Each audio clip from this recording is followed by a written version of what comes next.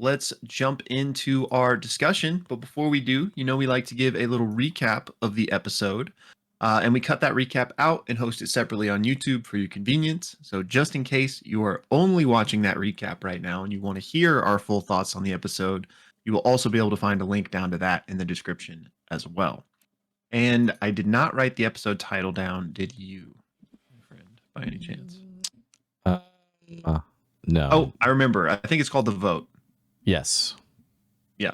So episode 32, The Vote. And actually, for those of you watching, forgive me for looking at my phone because I actually listened to this one when I was on my walks. And so I took all my notes on my phone. Cool. So I'm going to be reading off of that. All right. So we pick up with Suvi having shown everyone this memory that she got from her box of the spider box with Hikea and this world tree. And the vision has ended, and Ursulon has basically translated everything that the world tree said, the half of the conversation that Suvi didn't pick up on when she originally watched it. And basically, they have gleaned that, this wand was constructed for the purpose of creating this coven and binding them with this covenant. And that, in fact, there were other wands that could have been chosen. There were other, covenants that could have been made, but they specifically chose that one. And again, the main thing we learned from that is that there must be an odd number in the conclave. I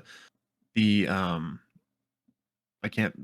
What coven? The coven. There we go. The coven cannot end on an even number because the whole thing is built upon these disparate forces batting their heads together and yet still coming to some sort of amicable conclusion.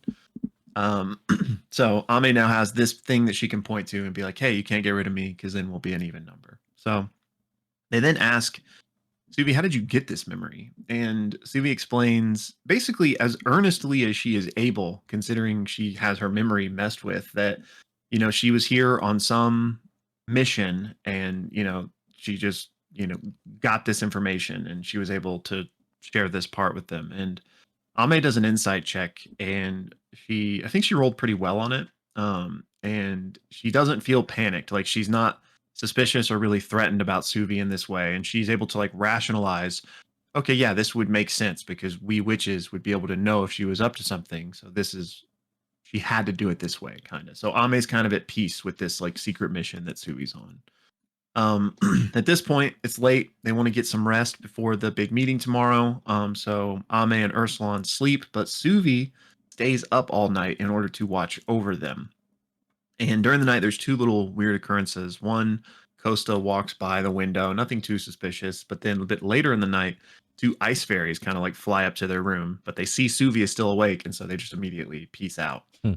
So no events during the night. The next morning comes, they get up and head towards this conclave meeting.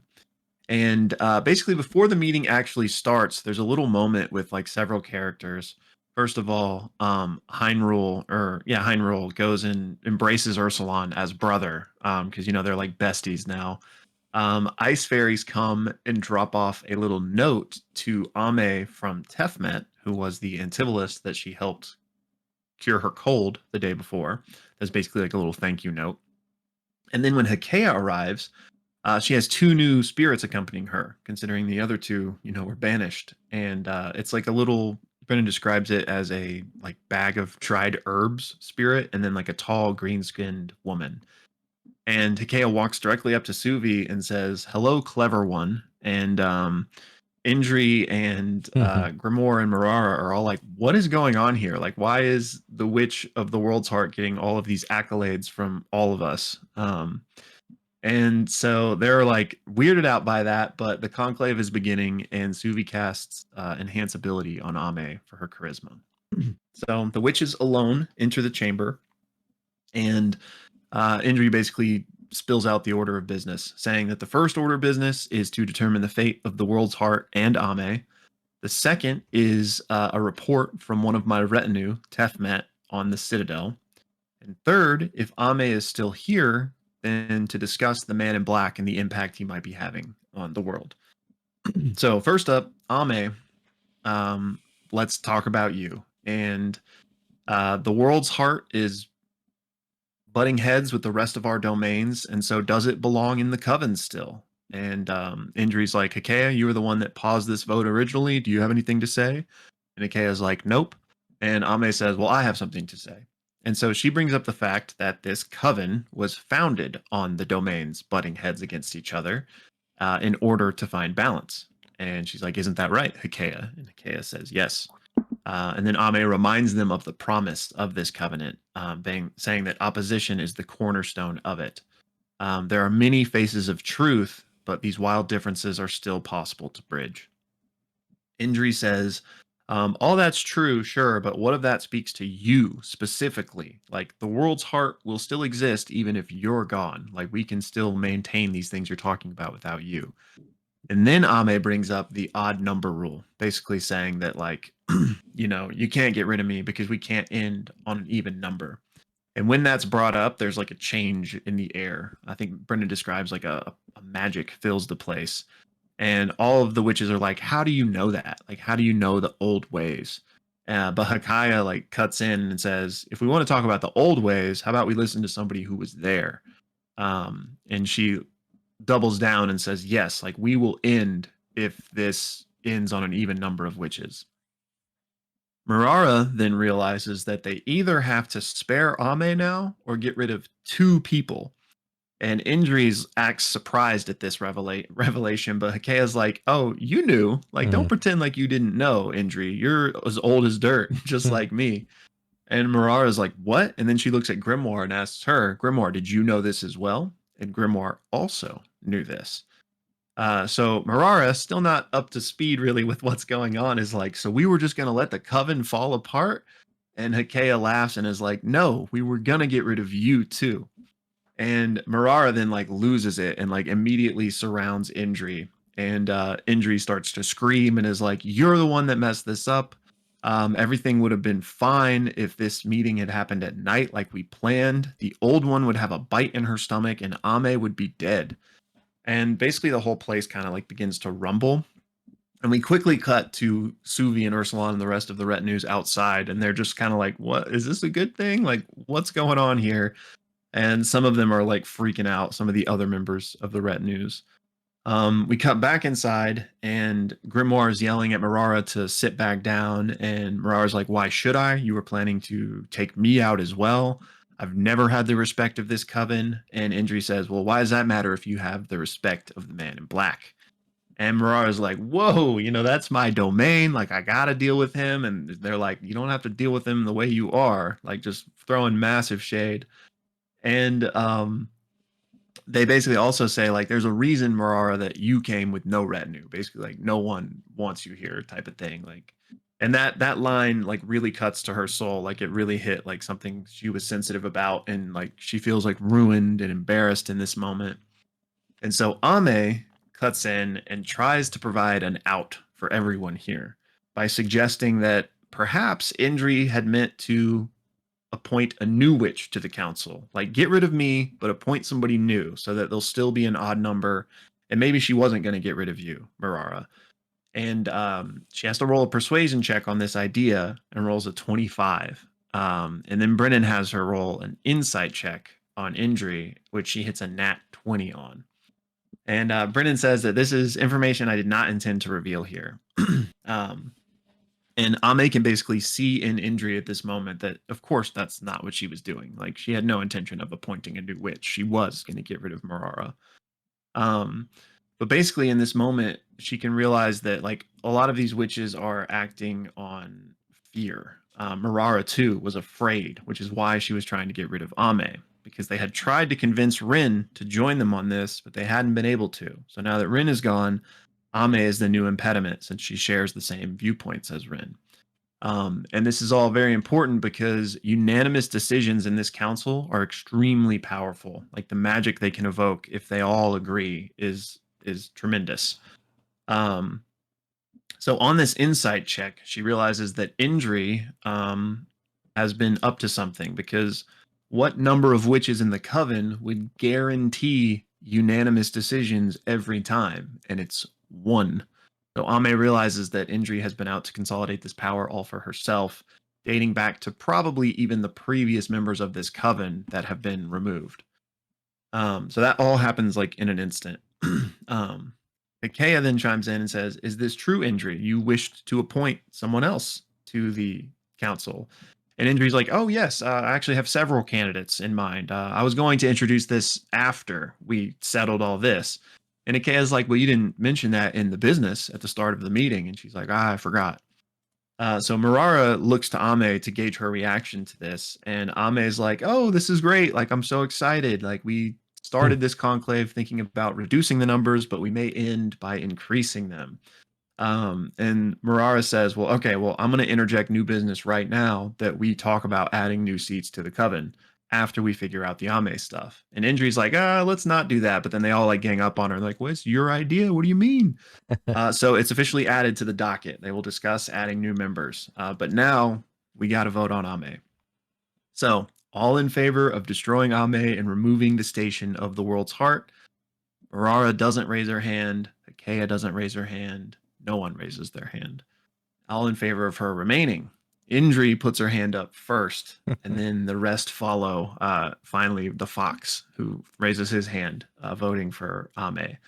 The vote passes unanimously. Ame remains, but now a brief recess of the conclave before we continue with the next order of business. And that's where we'll, or we don't go to break, but I'll hand it off to you. Yeah, great job. So the meeting ends. The next order of business is going to be a presentation from a guest of Indri's, the Antivalist, Tefmet, who Ame has already met. And this is to happen, I think, in one of the grand libraries, but I don't think it was actually the library we saw with the stars. I think it's just a library. Yeah. And all of each person's retinue is allowed to come and be there. So we get a little bit of a break as people kind of get things together. Ame comes out with kind of like this vibe of like, "Yay, I'm not dead." And gives like the scoop on like, "Y'all, it was crazy. Here's what's happened." And they make their way essentially over to this library where Ame does in fact get a very brief moment with Indri, and it's very much like a conversation of what's unsaid, in that Indri now knows that she owes a debt to Ame, essentially. And I think there was even like an I can't remember if it was like explicitly mentioned that a debt was owed or not, but it's very much it's very much understood between the two of them that like Ame's like, "Hey, I hold one over you now. I've done something very big for you." The Antivalist is also there, and the Antivalist, it's very much like when you go to like a meeting and someone's like getting their slide deck ready or getting like their notes together. The Antivalist is going through like a stack of papers and like flipping through things. Well, it gets a little bit more complicated when Suvi, the Antivalist, actually clocks Suvi and realizes that there is a wizard from the Citadel who is going to be present in this meeting.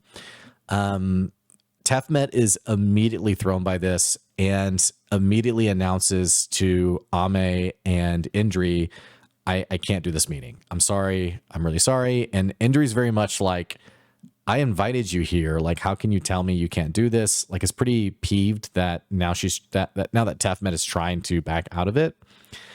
And Ame tries to smooth this over by essentially Suvi offers to Ame like, "Hey, you can just tell me what happens. I'll leave the meeting." And I think also Suvi said like she was ready to crash also from not having slept the night before. But it's like, "Hey, I'll leave. No big deal. You just tell me what happens." So Suvi leaves. Indri is essentially like, "Hey, is she leaving on her own accord, or is she being like forced to leave? Like, did my guest cause this?" Just trying to be like typical, hospitable Indri, I guess. Yeah. And then Tefmet sort of begrudgingly continues with the meeting, but not before deleting, or rather taking a few of the pages and like incinerating them before the meeting starts. With the remaining pages, Tefmet begins the meeting by essentially presenting on, and this is understandable why they didn't want Suvi present, essentially talking about what the Citadel has been doing in recent years, and that there have been conversations and gossips around the Citadel constantly pushing the boundaries of essentially taking advantage of the spirit world, and that basically what's communicated is what we saw in the first season with Naram, that that kind of incident, that there are powerful wizards who are seeking to replicate that and continue to gain that kind of power over the great spirits. And Tefmet essentially ends their presentation with revealing like these large, like silvery discs, and the party immediately recognizes these as being the same devices that were at the Derrig where Naram was captured. And again, the implication being not that this research was then taken from Naram and now people are looking at it, but rather that this is part of a far-reaching, expansive push to take advantage of the spirit world, and Naram was just one example of it. But that is where our episode ends, episode 32 of The Wizard, the Witch, and the Wild One, The Vote. And again, join our Discord and chat about some Wizard, Witch, and the Wild Ones with us so that it's not just me and Will. So